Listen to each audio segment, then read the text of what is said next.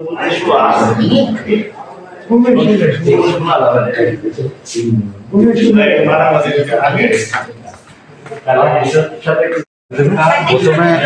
আমার বাড়ির সাথে আমার বাড়ির এই দাড়িপাল্লা চলছে। আমি বলছি তুমি আমার বাড়ির সামনে না দিলি, আমি তার দল করি, তুমি তোমার বাড়ির সামনে চলো গা। তাই কিনি, তারপর আমার এসে মারধর করছে।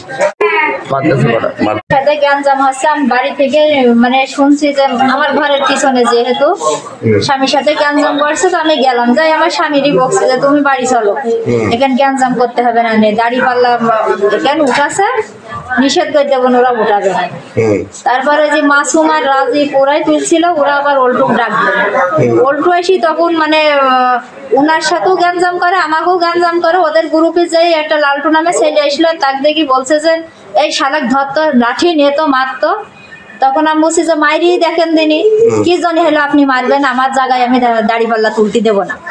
এই বইলে ওই গ্রুপের মানে ওই লালটু ও ধরে রেখেছে, ওই ওল্টু ওকেও বাড়াছে আমাকেও বাড়াছে। ওখানে শোডাউন থেকে আমরা যাচ্ছিলাম, আমাদের উদ্দেশ্যে আপনার শ্যামপুর থেকে যাচ্ছিলাম, আমরা হাতদি রোড দিয়ে আপনার যাদবপুর হয়ে আমরা শ্যামপুর হয়ে যাচ্ছিলাম।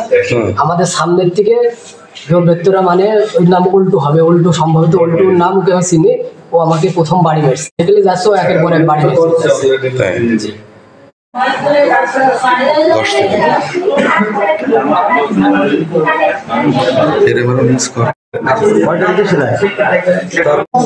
ঘটনা শ্যামপুর একটা গ্যাঞ্জাম হয়, হলে তারা স্ত্রীকে দুজনা মারে।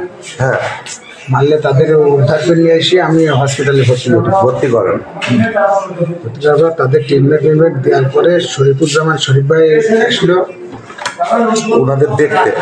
জি, দেখতে আসলো, দেখে ভাইটা আসলো, আমরা আবার এলো যাদবপুর হয়ে শ্যামপুর হয়ে বেরিয়ে চলে যাচ্ছি। জি, এবার শ্যামপুর শহীদ মাস্টারের বাড়ির সামনে ওই যুবলীগের উল্টো আবার হামলা করে। রিপোর্ট আইছে ম্যাডামকে দেখা